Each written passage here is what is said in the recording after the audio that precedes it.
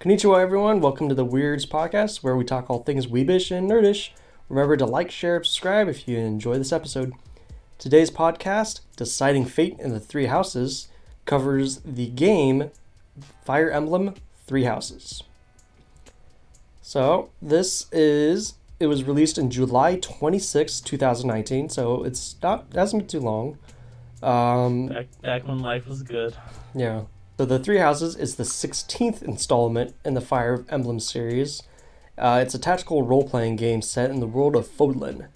You play as Byleth. You can choose your own name to have, but that's the main name of the character. Right. It's a mercenary turned teacher, and you choose what path the world goes to. So your decisions in the game affects the gameplay. Okay.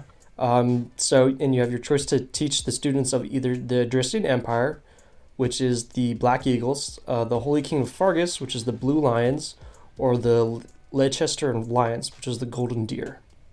And so each decision you make affects the future of Fodlan and the inhabitants thereof. It was developed by Intelligent Systems and Koei Tecmo. It was published by Nintendo. Its director had two directors, actually, Toshiyuki Kusakahara and Genki Yokota. So, our thoughts with the game, which will be my thoughts because I actually played the game. This is more of a one-sided kind of podcast, but in my opinion, I think this will help both me and everyone who's still deciding on if you're on the fence of getting this game. Hopefully, I help you push to get the game because, in my opinion, it's a really fun game. See, I wanted to play it, especially when it came out. The only problem is there were other games coming out. Yeah. And like any other issue in life, money. So, yeah. But yeah, go on. So with my experience of the game, so my initial reaction when I first started playing, I had no idea what to expect from it. Most of the games I played from that point was mostly Pokemon or Legend of Zelda. Right. I don't really play any other games. So I had no expectations. But when I started playing, and it's very it's a turn-based game, but with strategic plays. So so basically you have maybe 10 to 15 different players on the board, and you choose what actions each player does. So you can have one player go attack, one player do some healing. You can do whatever you want. Right. So I like it where you have to really think about what you're going to do, and I've made so many mistakes at the beginning. It's like, shoot, I just killed someone. Let me cut you off real quick. Is it kind of like, what's that one Pokemon game called? I think Pokemon Conquest. I think you've heard of it. I'm sure you've heard of it. Pokemon Conquest kind of has the same battle style where it's like your opponent's side, your side, and you. From my knowledge of Fire Emblem, you have a set number of moves each turn, right? Well, yeah, each player has one move they can do. Yeah, that's kind of the same concept as Pokemon Quest. I played Pokemon Quest. I'm looking at it. I'm looking at some pictures of the gameplay and that. Yeah, it looks similar to the battle features. So I honestly think I would like it as you're explaining this, but it doesn't mean I'm good at that kind of style. It takes some getting used to, and you also have to think about because you can grow the characters and to whichever way you want. So you have to think, how do I want to do this, and how effective they'll be against this specific unit. For instance, cavalry units are not great for hard terrain, so you might want to have magic users, which are great for hard terrain. Or, if you have flyers, they're very weak against archers. Right. So you don't want to send them against a group of archers and all that. So it really gets you to think about, what's my play here? How do I want to grow? What students I need? Personally, I go for more magic-based because I love magic. Fair. Also, I don't have to worry about the weapon durability because, their magic just regenerates after each battle. I don't have to spend money to repair the weapons. Right. Which I still do because I do have combat units I like. I really like using Pegasus and Drakes because Pegasus and Drakes. But you do when the weapon durability gets low, you gotta keep some money on the side so you can repair it and then eventually upgrade it. Makes sense.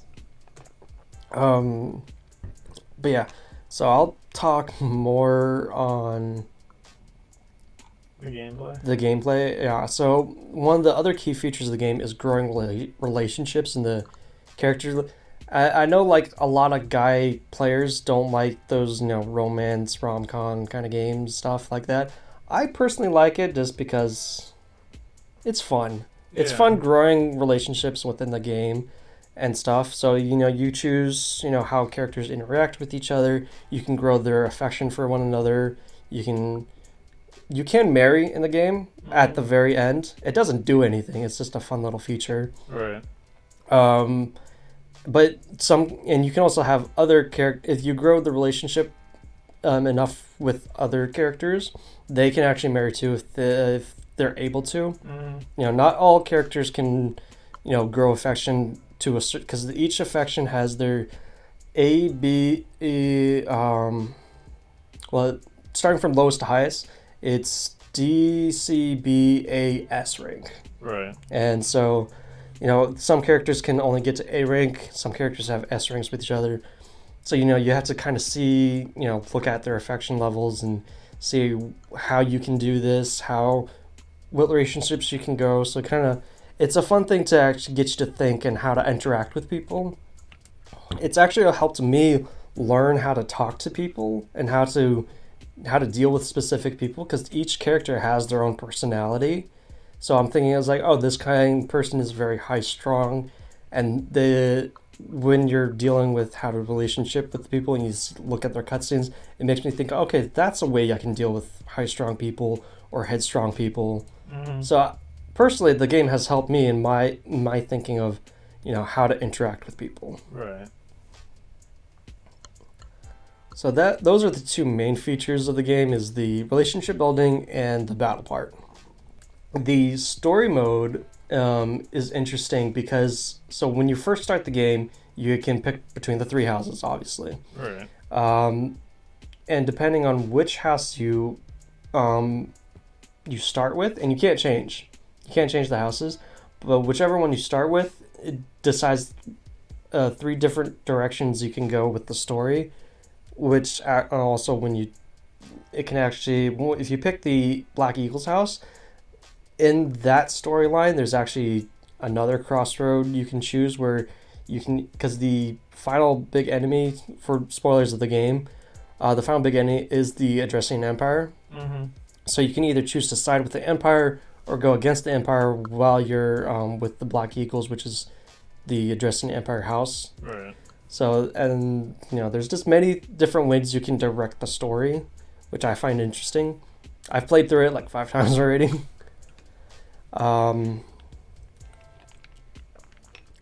So personally, my favorite house to do is probably... People may hate me for this, but I like using the Black Eagles. Right. And that's if I'm just using the characters from their house. Because with that, I can... they have better magic users, which, like I said, I like using magic. So that's why I predominantly use the Black Eagles. I hardly ever use the Golden Dawn, mainly because I don't really like many of the characters that they have.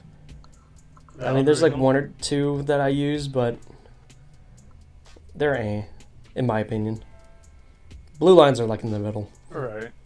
Out of the gameplay and features that I like, honestly, I like, because when you do, so there's different things you can do throughout the month. You can explore the monastery, you can do study sessions, you can do battle practices and stuff like that. So I like exploring the monastery because I get to talk to all the different characters. I get to just explore the whole. It kind of gives it more of an open world feeling without actually being an open world game. And then I like doing. There's a feature called tea time where you can invite characters to have tea, and you have to do a conversation, and you have to pick topics you think the character would like, and it's a lot of fun. Trying to think, would this character like this topic? A lot of the times I'm wrong. because you got to kind of think of, their personalities, what they like, what their dislikes are. Yeah. So it helped. All the gameplay and features of the game helps you develop, learning about people. You have to actually socialize now. Yeah. Which, personally, I feel like helps people learn how to socialize. I don't think I want to play this game anymore, then. Yeah, you do. Yeah, you're right. You're right. I see that twinkle in your eyes. Like, yeah, I want to play this. If not to socialize, then to just play game. Think about it like this. You're now manipulating the socialization. True. You can actually get people to hate you. And they say video games are bad for people. And also, I like the battle style. Mainly, I like the fact that you don't have, because you know how most RPG games, the character you have is specific in choosing what kind of battle they are. Like they can only use axe, attacks or sword attacks, or they can only use a bow and arrow. You can actually force characters to learn other skills that they aren't proficient at, and you can develop them in a way to where you into the class that you want. Right. I've done that many times. There's a character who uses lances a lot, and I made them into swordplay instead and had them be a sword/magic person.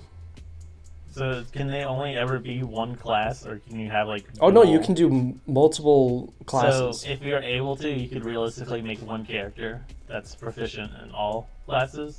It would take time, and I think it'd be hard to do. Right. You would have to basically just develop that one person. I'm not sure if that is completely possible. I was gonna say it's a tasking task to ask for. Yeah. But unless it is. It is if you do it. Because after you beat the game, you can get the save data and basically to start a new game with the save data already have. So some of the features will stay. So some of the features your I'm trying to remember all the features that transfer over. So you have a thing called renown points, and you can spend renown points to if you already got it. So if your previous save data, if you got to an S-class relationship with one of the characters, you can spend renown points to have that same relationship point into your new data. So what you said about them having all the classes, that is possible, but you got to do the game over and over and over again. Right, you got to actually work for it. Yeah. Oh, yeah. I didn't know if it was a really tedious task or if it was just programmably impossible. But it could be tedious, but also you could do it where you're doing it to multiple people at the same time. Right. So and you can also just skip cutscenes, so if you don't want to deal with that, so it can go pretty quickly, in my opinion. I kind of want to try it now. I wouldn't be too surprised if that's what speedrunners do for a new game plus category. Yeah, they make their character just like that, specifically to run through the game quickly. Yeah, they could. Because you'd only have to do it the one time, and then you can just do New Game Plus. You don't have to worry about leveling them up. And then also with each skills, you have a brawling skill, the sword skill, land skill. You can spend renown points to get their abilities to S class or A class or whatever you had before. Yeah. Because that's what I did after all my playthroughs. So the first playthrough I did with my character, it was first just magic centric, and you actually have a special class called the Enlightenment one, where it's mostly swordplay and magic focused. Because your character starts out with the sword. So I did it. That was my first playthrough, and then my second one was just mainly swordplay. And then my third playthrough, I actually manipulated my character to be a Wyvern Lord. So I used a Wyvern and an axe. Right. So, it is possible just to max out your skills and just do a speed run where you're beating everyone. Yeah. Right. I kind of want to try it now. I'm giving you the ideas. That'd be pretty interesting to get everybody to max out all the skills. That's like the final. Yeah, that's the final thing. Achievement. Yeah. Unofficial achievement. I kind of want to do that now. Well, time to waste your weekend on it. True. All right, so my favorite part of the story is actually a little bit. It's in the first part. It's because I don't really want to spoil too much. Right. I mean, you figure out quickly that the Dresden Empire is the big guy. It's pretty obvious. I think my favorite part is when they're doing. It's in the beginning when you start out as a mercenary, and you kind of have like these little, like a talk in the beginning with your father in the game, and you know, if one of the options is like he's telling you to wake up because you start off in a dream. Right. And tells you to wake up, we gotta go. And one of the options is, who are you? I always pick the option because his reaction's always funny. I'm your father. What are you talking about? And then the other down the road, I mean, you get saved or you get joined by the Knights of Ceros, which is the monastery, which is where you teach. They're like, oh, Captain Gerald, because Gerald's is your father and he's a famous knight. Right. And so it's like, oh, is this your child? And you can actually say, I've never met this man in my life. So there's just a lot of funny interactions at the beginning. Reminds me of some of the dialogue in Pokemon Sun and Moon. Yeah. It's like, all right, now we gotta go meet the Kahuna. Wait, why? Why? It's like, no, I'm good. I'm fine. Don't worry. Kahuna who? Kahuna, yeah, exactly. It's like, Kahuna who? It's like, oh, we gotta do this. No. No, I'm good. Don't worry. I'll find my way. Yeah. So yeah, there's a lot of We need more of that. We need more of those options in any game. Right? We need more comedic options. Yeah. So It's like, Link, you have to save the world. Why? You know what's funny in Breath of the Wild is like, Link, wake up. I don't want to. 5 more minutes, Zelda. Gosh. You're always such a buzzkill, Zelda. We need more comedic options. Mm-hmm. We really do. So you mentioned that because really you start the game, you choose your clan, I guess. The house you're teaching. House, yeah. You choose your house, and then basically the ending is always the same, where you go up against the same group, right? Except for one instance. Okay, because I was gonna say, is the story any different besides the beginning and the end? It is different for each one. So if you choose the Blue Lions, they're part of, what's their name? Their name's long. Hold on. Oh no. The Holy Kingdom of Fargus. They're the Blue Lion group. Okay. So they're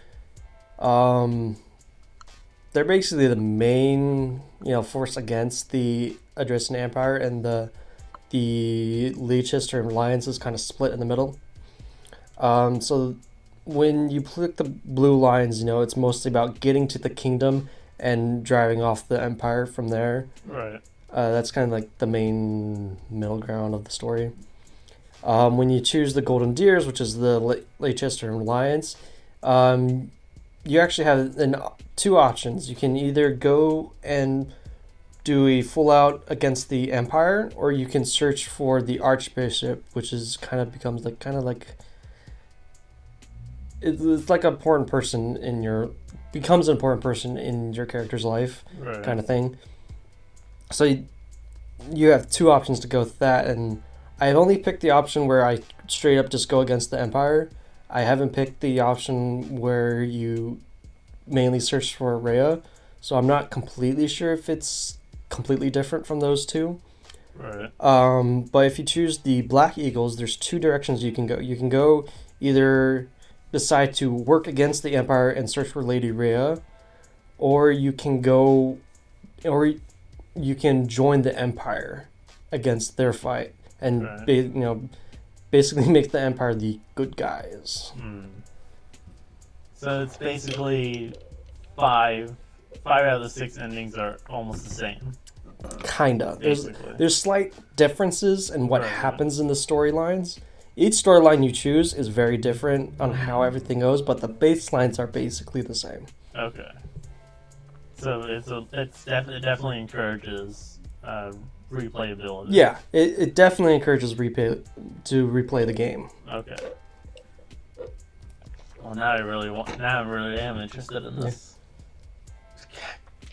You know, I played the same Pokemon game multiple times within a month, so I might as well just keep playing games that have the replayability aspect to it. Yeah.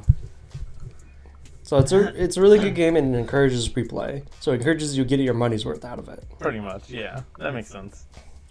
Something I'll add is something I don't like about the game is the DLC. So the DLC. So the DLC adds another house called the Ashen Wolves, and it has its own little side story that you play away from the main game. That part I like because that way you don't have to, like, if you already completed it, you don't have to, like, go through it or it messes up in the middle or something. So it has its own separate story to do when you download the DLC. But what I don't like is the fact that it's basically nothing. The only thing it really does is add characters, but at this point, you know, after you already played through, you can start recruiting more characters, and it doesn't really... The characters, in my opinion, I don't really care for them, right. Especially the main, the house leader. I didn't really care for his abilities. I didn't care for most of the other characters. I just felt it didn't really add anything to the game. The only thing that was really good from the DLC is the fact that you can help deepen bonds between characters if you want to get through it fast, or if you're doing like a speed run but you still want to see like the cutscenes of, you know, who gets together with who. But the problem with that is it spends a crap ton of renown points to make that possible. Right. And it's really hard to build up renown points after because if you want to spend it all on getting the other perks without having to, you know, go through the whole story of building that back up from the ground up. Right. So yeah, that's my main gripe. I mean, it's not a big gripe. Right. It's just I wish they could have done a little bit more development for it. And it's also DLC, so if you decide to do your research before buying it, you can just... Yeah, you can do your research to see if you truly want to get it. Yeah, right. The only thing that I really enjoyed from the DLC, which I think I would encourage people to get it, is that it adds a feature called the sauna, where it can basically you and another character goes in the sauna, and you have to figure out how much, you know, steam to put in, and blah blah blah blah. What it does is it increases your I forget what the word is. Your compatibility points between the characters. Right. But it also helps you learn skills faster. So at each week you do a lecture, and then the students' skill points go up based on whatever they're studying. So if they're studying like bows and flying, and at the end of the week they go up a little after your lecture. Right. If they go to the sauna, it helps increase their thinking capability, basically, and they earn more points. Right. Yeah. So that's what I like about using it. That's fair. Because it helps them learn faster and grow stronger. So before we go on, because I want to give my rating of what I've been here, what we've been talking about, right? Yeah, right. But the only experience, not with this Fire Emblem game, but the only one I've had experience with was, I don't remember if it's like the first Game Boy game for Fire Emblem, but it's one of them. I only played like 30 minutes of it, but from the 30 minutes, I got a pretty good grasp of what the game is like. The only problem is, not good at it at all. It's not a style that I've ever played before. Well, what kind of gameplay did it have? From what I heard, it's like the same thing as this one, where it's like you have So it's like strategy based, growing your characters. Like you get to move. You have like a certain amount of moves to make, and you can stop by next to an enemy. And you can choose to attack or just stay there. Right. and then they can do the same thing to you, but it's only like a set number of moves, Yeah. depending on the character. So it's not a gameplay that I've definitely played. I am more than willing to try it again because it seems like a fun, strategical kind of gameplay. You know? Yeah, and also I think, because it does go through a tutorial and teaches you how to play. I think you'd enjoy this game. Yeah, it's kind of like what I said earlier with Pokemon Conquest. Yeah, I loved it because Pokemon. Yeah, but it's the same style as where I'm not used to it, so I don't know how to actually strategize with it. Yeah, you just gotta start playing it and get used to it. Yeah. All right, so you wanted to give your rating? Go ahead. Let's see. From what I've heard, honestly, and I'll be normal. Don't worry. I'm not going to be normal at all. I know you're not going to be normal. So if I had to give my own rating from what I've been hearing, right, I would give it 30 deer out of two eagles, 0.1 lion. It's an interesting rating. I'm not sure how to respond to that. That's fine. You don't have to respond to it. You have to respond with your own review or your own rating. So my rating is a more sensible one. Oh, I don't know about that. My rating is 5,000 Sword of the Creators. Okay. Out of 3,526 of a random sword. A random sword? Yeah, not even part of the game, just a random sword. Alright, now we got to the interesting facts portion of the podcast. So, interesting fact about this game is dismounting is actually brought back in the three houses. So, if you're a cavalry unit or if you're a flyer, you can use an action to dismount your steed. Your steed. And actually, the last Fire Emblem game to have this is Fire Emblem Thracia 776, which was the 5th installment. So it's almost like 11. It was in 11 installments ago that they had this feature, and they finally brought it back. I guess it was that demanded to bring it back. It really helps with the dismounting, especially like when I said about like the hard terrain. There's like some terrain is hard for cavalry units to traverse, so you can dismount and be able to walk your normal number of moves. So it does help a lot. Okay. I like that. Another interesting fact, more specifically about each house of the game. At the start, when you're picking your houses, you have the choice between the blue lions, who have more melee fighters, or you can choose the golden deer, who specialize more with the archers. Archery. Archery, yeah. Grammar. Or you could choose the black eagles, which specialize more in magic-based combat than melee or archery. Which I will say, it only matters mostly when you start the game and you're doing those practice battles with your houses. So it really this is something we really care about when you're first starting the game, like what kind of direction you want to go. Right. Because after you complete the game, maybe once or twice, like personally, I'll talk about this later, but you can recruit other characters into your house. Right. So, interesting fact, number 3. It was inspired by a previous Fire Emblem game, which was the Fire Emblem Genealogy of the Holy War.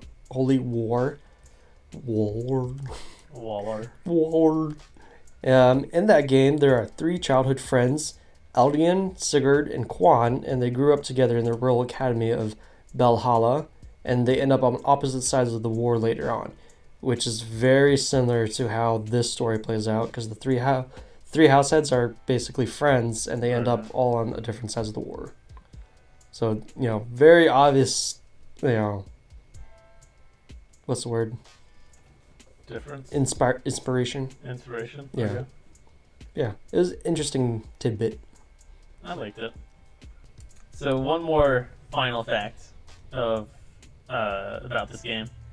Most of the students from the other houses can be recruited. All but the house leaders and the Blue Lions and Black Eagles second in command. Yeah. So why specifically them and not the other one? Mainly because they play specific parts in the story. Okay. So the three houses, the three heads of the houses. Right. They're the next empress, the next king, and the next leader of the alliance. Mm-hmm. So they have very specific roles they play in each of the different scenarios. So they can't, and they're also the leaders of the house, so they can't leave their own house to join your house. So whoever house leader you got, that's who you're stuck with. Right. Makes sense. And also their second in commands usually play a large part in their roles. So the Black Eagles and the Blue Lions, they have very specific roles that they play in each of the scenarios. So they don't really want to leave their house leaders because of those specific roles. Right. So you can't recruit them, except for the Golden Deer second command. It's not really specifically stated, but she actually can be recruited, but it takes longer for her to be recruited than all the other students. Okay. I learned that the hard way. You tried to recruit her? Yeah, I tried to recruit her multiple times. But the option never showed up, and finally, I think it was like the later part of the first part of the story, because there's a time skip. Right. So the later part of the time skip, like right before it, I could recruit her into my house. Right. And I have recruited every single student that you can possibly recruit into your house, and the faculty. Yes, bring the janitor into the fight. And this is actually where the relations come important, because in order to recruit them, you have to build a good relationship with them, and you have to be kind of proficient in their specialized skills. Right. So someone who's good with like axe and brawling, you have to have some kind of knowledge in axe and brawling. Makes sense. So it makes it's not like automatic thing. You actually kind of have to work for it. Right. But that makes the game fun. Yeah, you gotta keep it interesting. Yeah, that's all our facts for Fire Emblem 3 Houses. Honestly, I hope I inspired you guys to get this game, because it's really fun. And I hope Hush plays the game. Maybe. You gonna buy it for me? Do you think I have the money for that? All right, I'm inspired now. Donate us money. I'm inspired. I'm inspired. All right. Arigato everyone for watching. To the end, we hope you enjoyed this episode. If you enjoyed our content, remember to like, share, and subscribe, and hit that notification bell to keep updated on our episodes. We look forward to making more content for you guys. Sayonara. Bye.